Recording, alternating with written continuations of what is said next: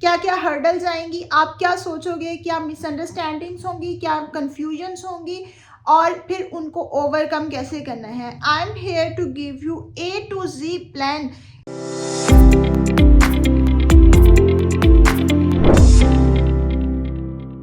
अस्सलाम वालेकुम, I am here with another video जिसमें मैं आपको बताऊंगी कि 2023 में आप फ्रीलांस राइटिंग कैसे स्टार्ट कर सकती हो। From A to Z complete plan आपको देती हूँ।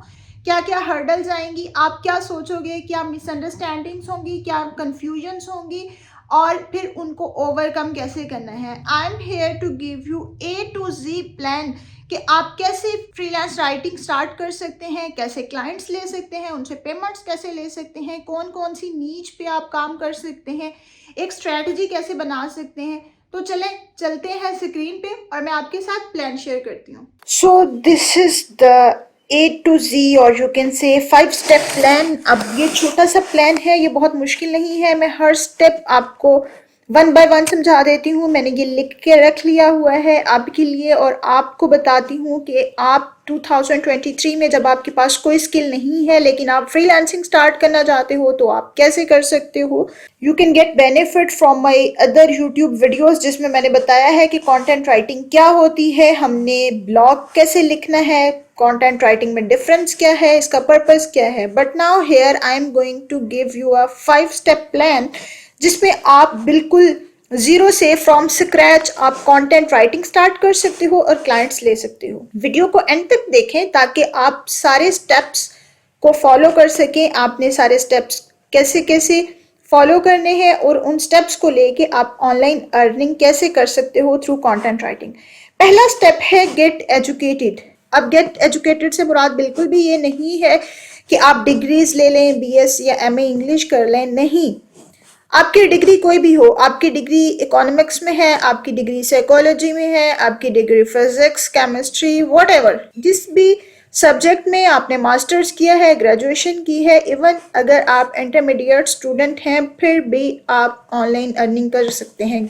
गेट एजुकेटेड का मतलब यहाँ पे ये है कि आप अपनी इंग्लिश को थोड़ा सा इम्प्रूव कर लें। चूंकि आपको पता है आप कंटेंट राइटिंग की तरफ जा रहे हैं तो उसके लिए आपकी इंग्लिश पे ग्रिप होना ज़रूरी है। ग्रिप ये नहीं कि आपको स्पीकिंग इंग्लिश में फ्लुएंट होना ज़रूरी है, आपकी फ्लुएंसी आए, आप फर इंग्लिश बोलें, नहीं।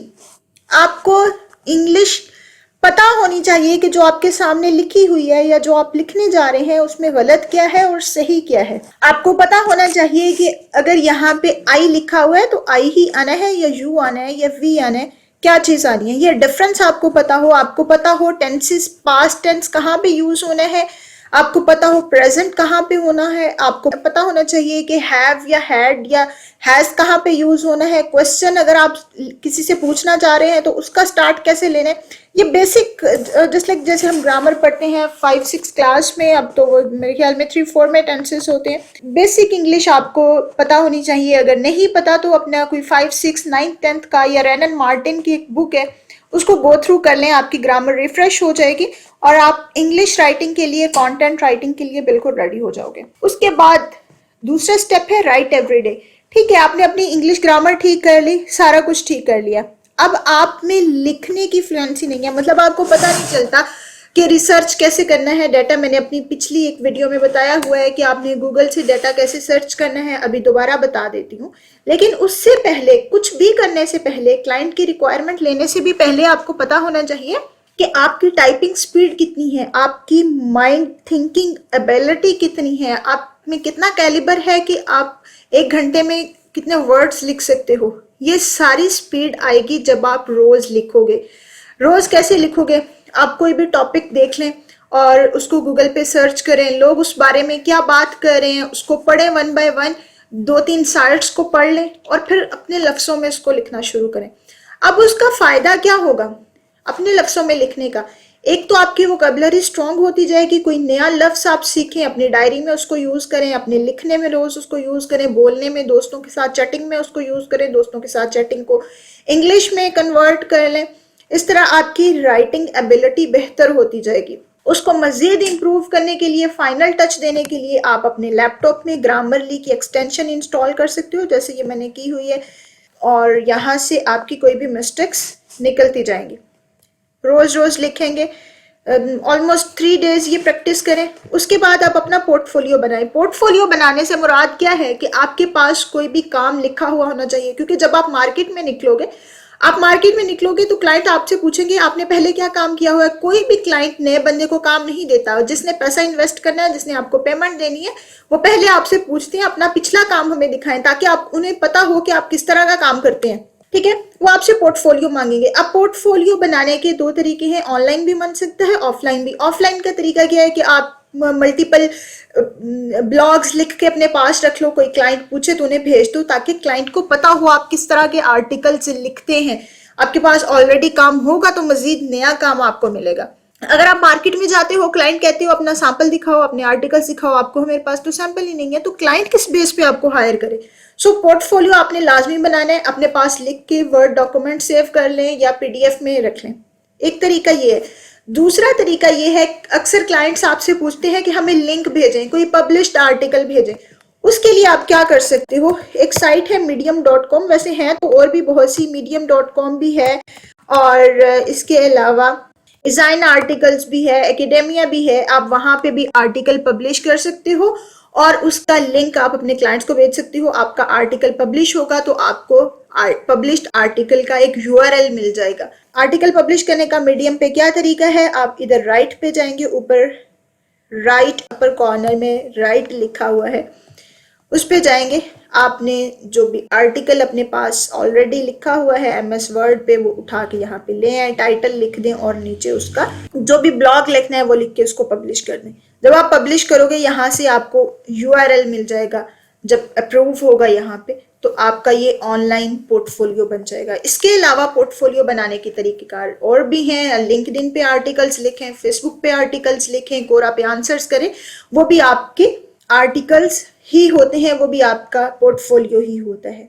फोर्थ स्टेप है network and market yourself. Network का क्या मतलब है कि आपने लोगों के साथ कनेक्ट होने हैं जो आपके फील्ड रेलिवेंट हैं, जिनसे आपको लगता है कि काम मिल सकता है। फॉर एग्जाम्पल, अगर आप कंटेंट राइटर हैं तो आपको कहाँ से काम मिल सकता है, एसईओ एक्सपर्ट आपको काम दे सकते हैं, डिजिटल मार्केटर्स आपको काम दे सकते हैं, IT expert, software engineers, website developers, क्योंकि जो वेबसाइट बना रहा है उसको राइटर भी चाहिए उसके लिए, सीईओज। ये इन लोगों के साथ सोशल मीडिया पे, स्पेशली लिंक्डइन पे, फेसबुक पे आप कनेक्ट हो। फिर खुद को मार्केट करना है। खुद को मार्केट कैसे करना है आपने, मैंने नेटवर्क एंड मार्केट योरसेल्फ एक ही स्टेप में क्यों रखा हुआ है, क्योंकि नेटवर्किंग करने के बाद आपने खुद को शोकेस भी करना है। जिन लोगों के साथ आपने कनेक्शंस बनाए हैं उनको बताना भी है कि मैं क्या कर सकता हूँ।